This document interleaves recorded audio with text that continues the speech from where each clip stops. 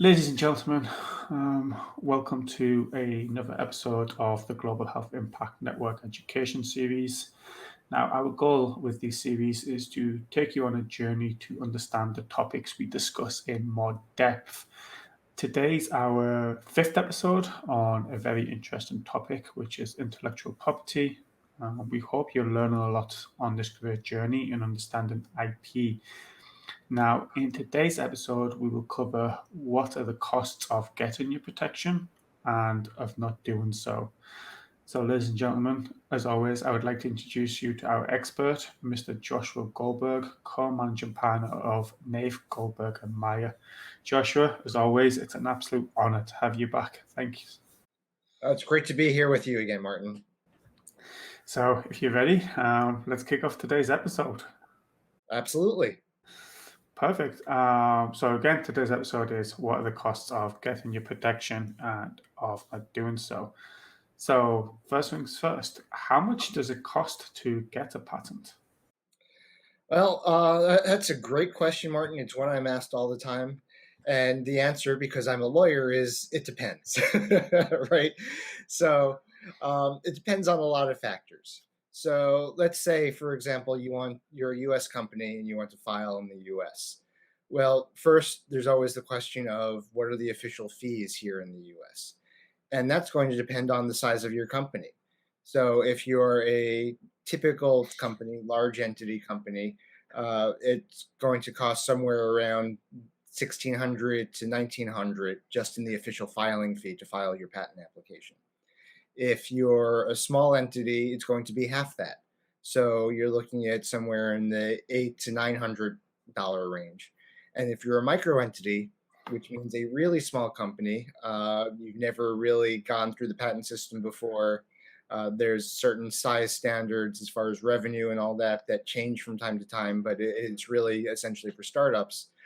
That means that you're going to pay even half of the small entities. So you're looking at somewhere in the $400 to $500 range. That's the official fee. Then you have, our fees for drafting your patent application for you. And that is really going to vary a lot depending on the technology, how complicated it is, how complex it is. For a simple mechanical device, might be maybe $5,000, give or take a little bit. If you're dealing with something more complicated like biotech or software, business method, that could easily be $15,000 to draft the patent application. So that's why I say it depends. And of course, that's the first step, getting your patent application on file. Then you actually have to go from getting it on file to getting a granted patent. Well, what are the steps and costs involved with that? It's not the same for everybody.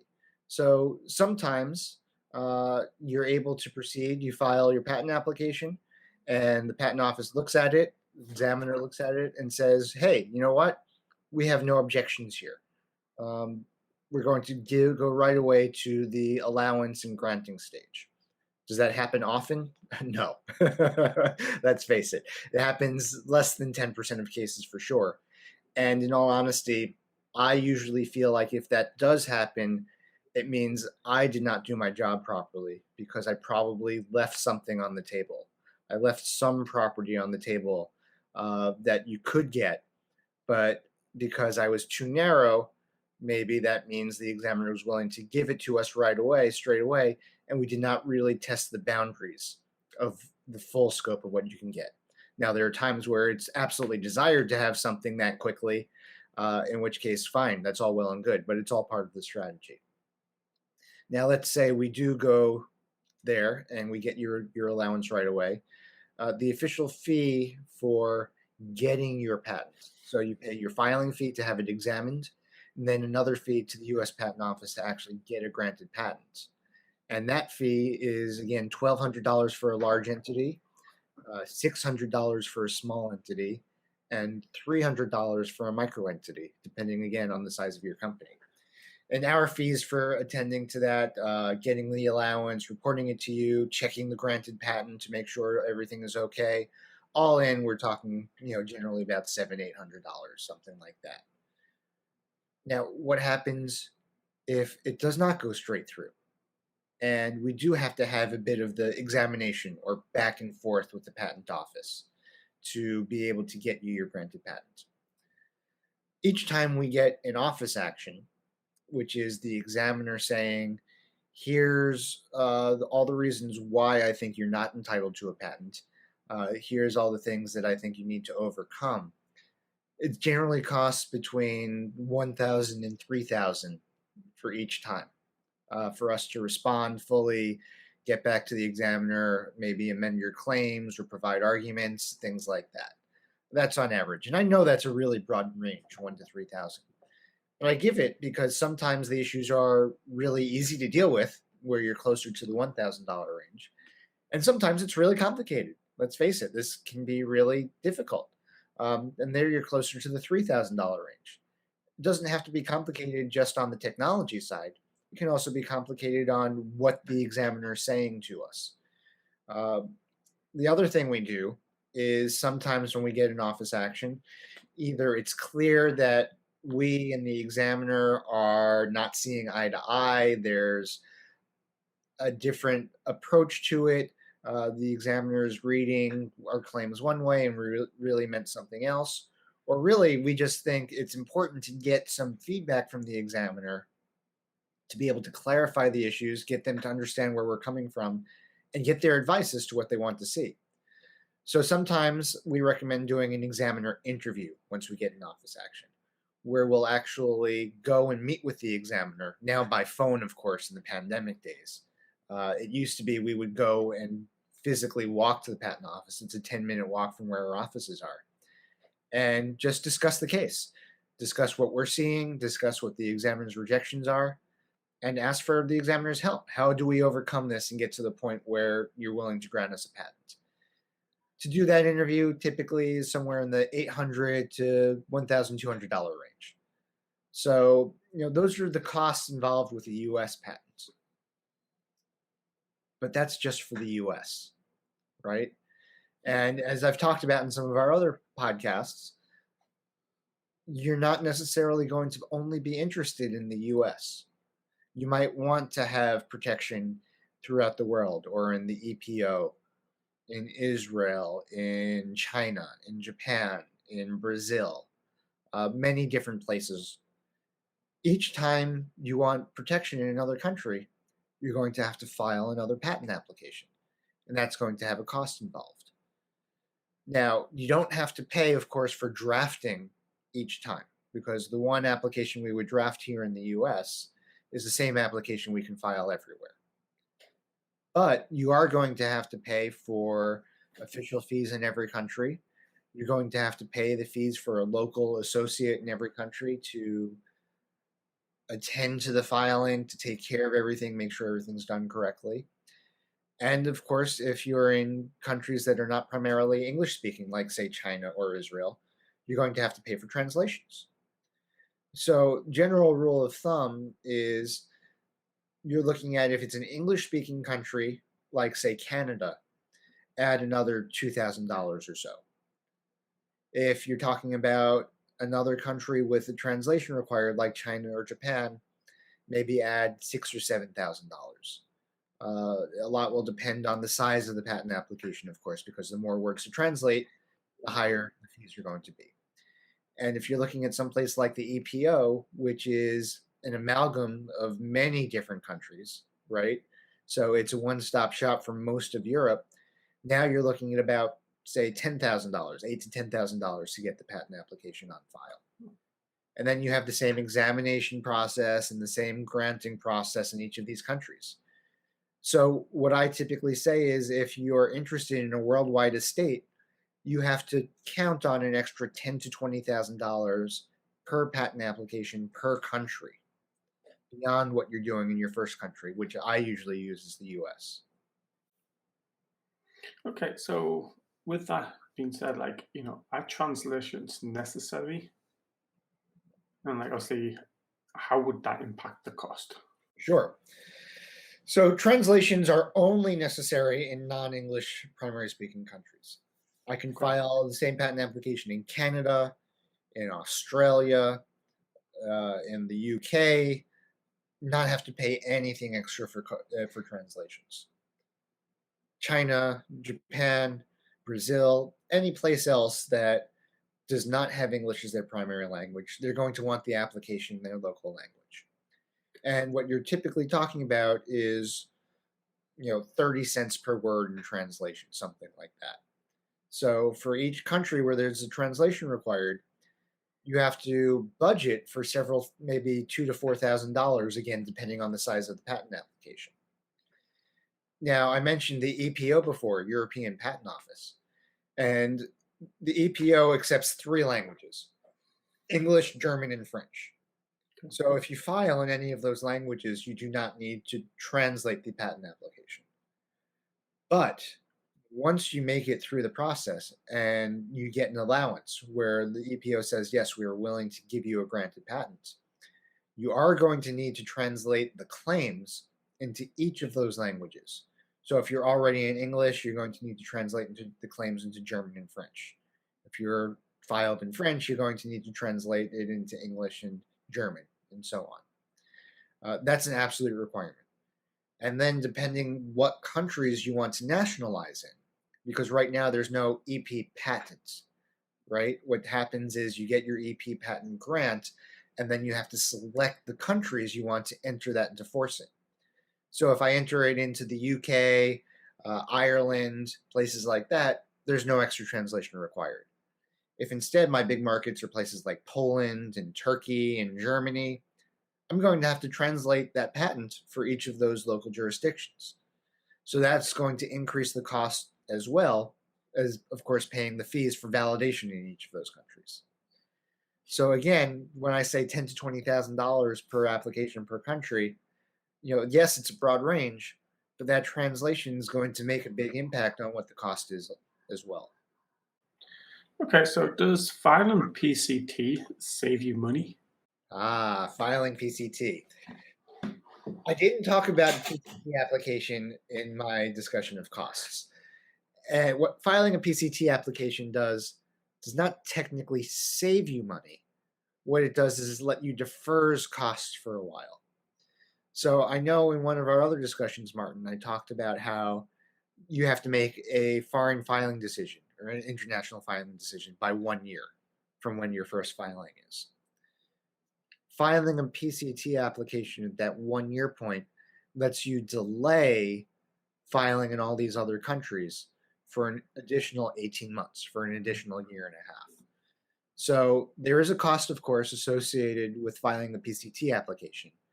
Again, it's going to be based on size. How many pages is your patent application? But generally, it's somewhere in the $3,000 to $5,000 range to file a PCT application. So that's an added cost.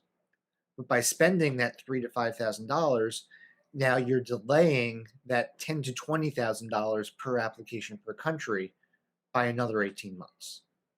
So it depends on how you look at it. Number one, it's a delaying tactic, a stalling tactic. So it's not a true cost savings, but if you look at the time value of money, maybe it is, because in that 18 months, either you're raising funds or you have investments that are paying off, and $10,000 18 months from now might not be the same as $10,000 today.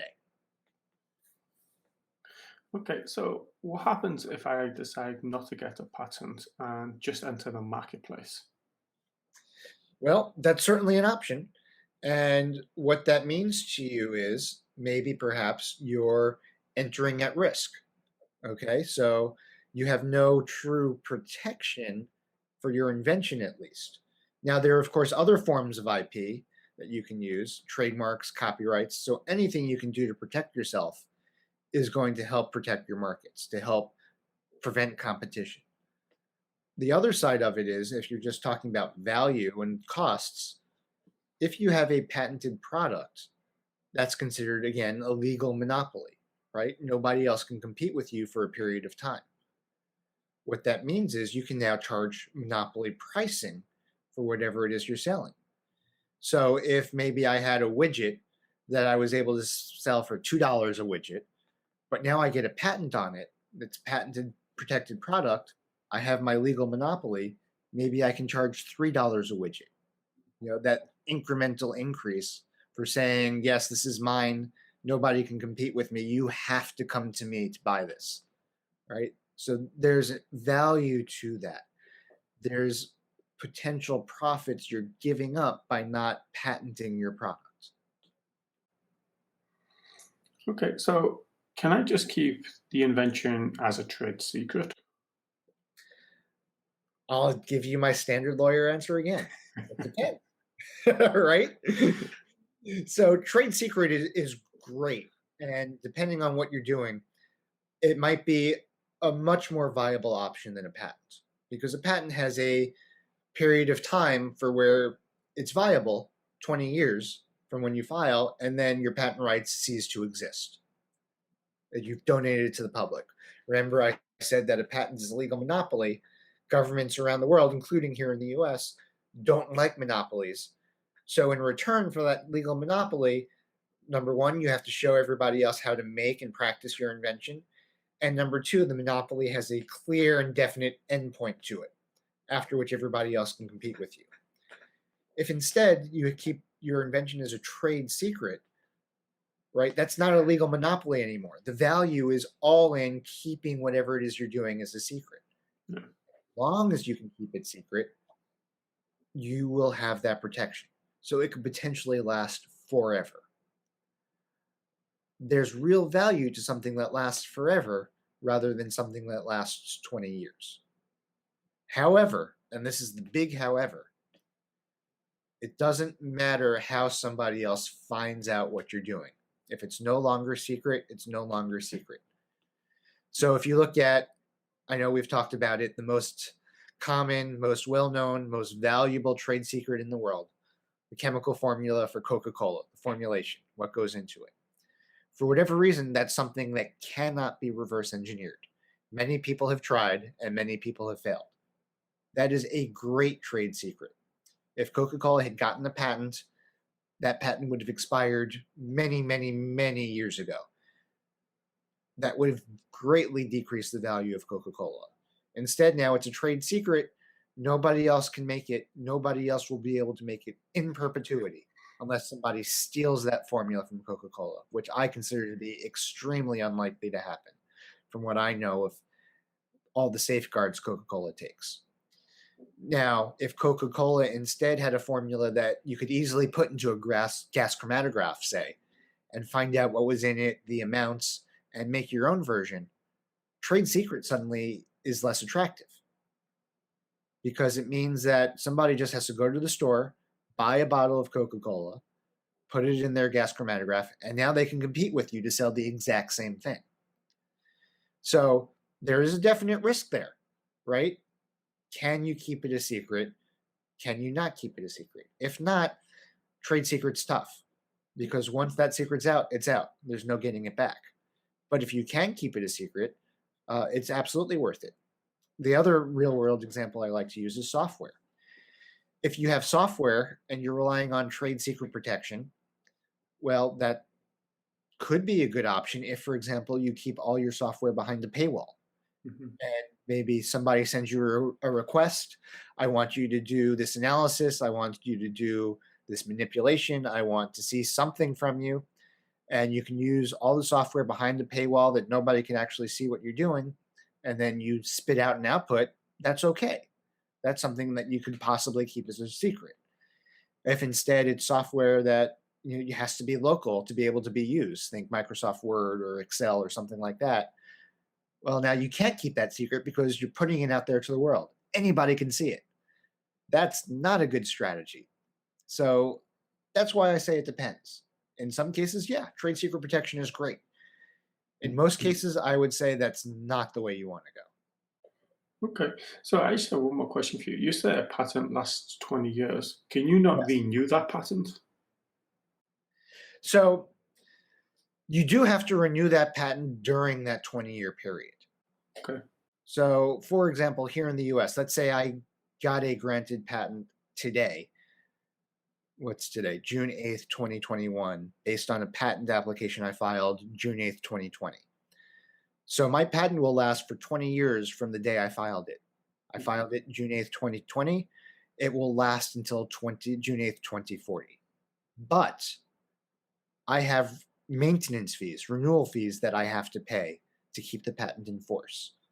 And here in the US, we only have 3 renewal fees, due at 3 years, 7 years, and 11 years. If I want to keep my patent in force, I have to pay to the patent office renewals or annuities at each of those points to keep it alive. So that's what you would call a renewal. In most other countries in the world, it's not just 3 renewals, but they're annual fees you have to pay. They're called annuities instead of just maintenance fees.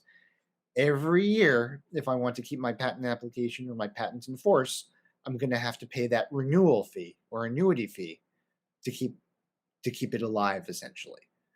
But that 20-year term is still going to be the same. From the day I file, I have 20 years to make use of my patent. If I choose a shorter term by not paying the annuities, that's my choice. But I get to have 20 years at the most. Okay. Well, I got no other questions regarding this. Is there anything you want to add before we go into the key takeaways? Sure. So what I would say is patenting is not an inexpensive proposition. It costs money, but you get something for it. There's real value to it. I know we've talked in some other sessions about the value from a patent. I think we have 1 or 2 more where we're going to talk about it. But there's a reason people and companies spend that money to get a patent. There is value to it. It is worthwhile. And very often, if you don't have that patent, it winds up being far more costly in the long run than whatever you spent to get the patent. Okay. So, key takeaways. Key takeaways, honestly, is just what I said. But really, the other thing I would point to is if you are considering a technology that has implications around the world, please do budget for filing in various countries. And because it is a per application, per country type of line item, you really do have to consider what markets are most important to you.